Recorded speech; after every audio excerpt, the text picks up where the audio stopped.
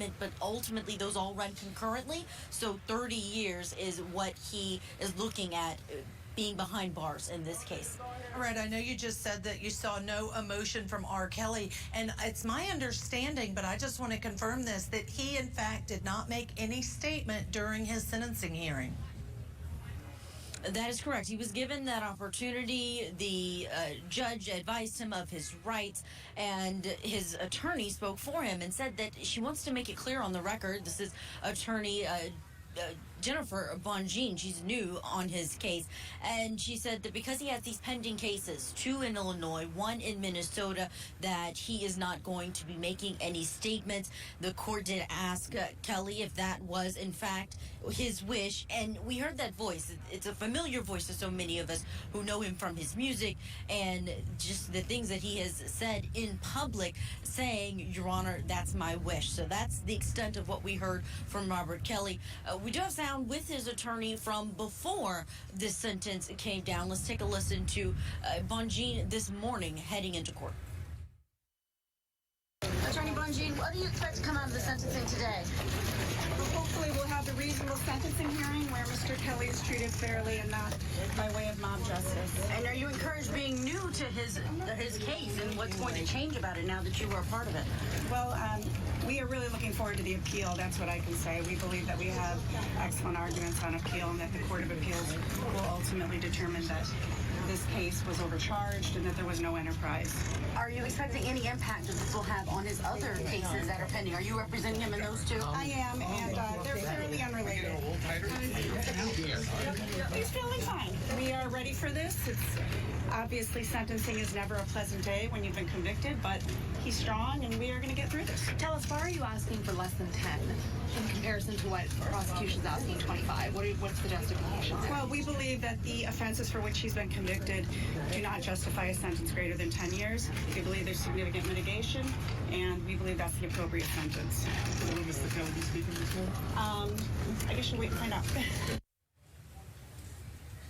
And we, of course, learned that he was not going to be speaking on the record. Part of that sentence is his supervised release. Once he is out, he would go on the federal sex offender registry. That's what the judge said at the end of that sentence handed down for this former singer.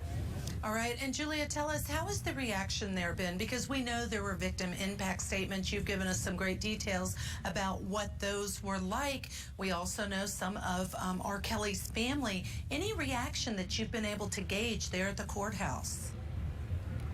Oh, Judge Ashley, these accusers and victims who spoke today during the victim impact, they were raw.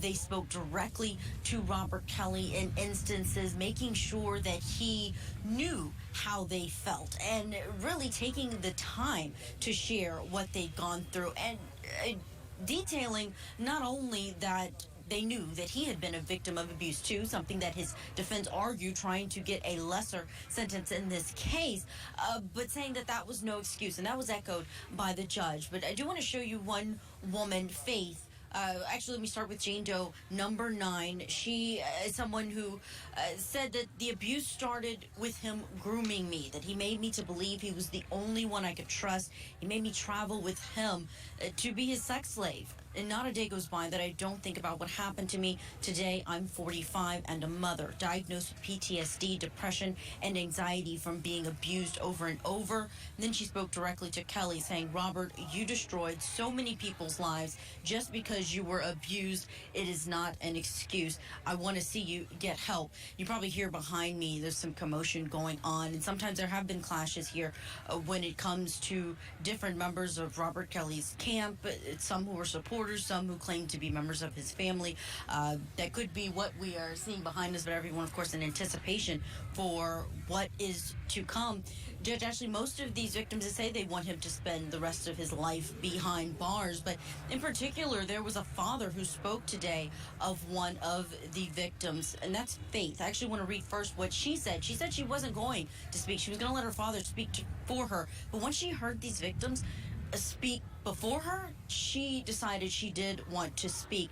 And she said that, first of all, that she accepted her own mistakes in this. The times she said yes when she should have said no. But she also apologized to her parents and said that she forgot about the way that they raised her during this time. that she was chased and that something that she wasn't ready to happen happened, and that she was abused. Now, right now,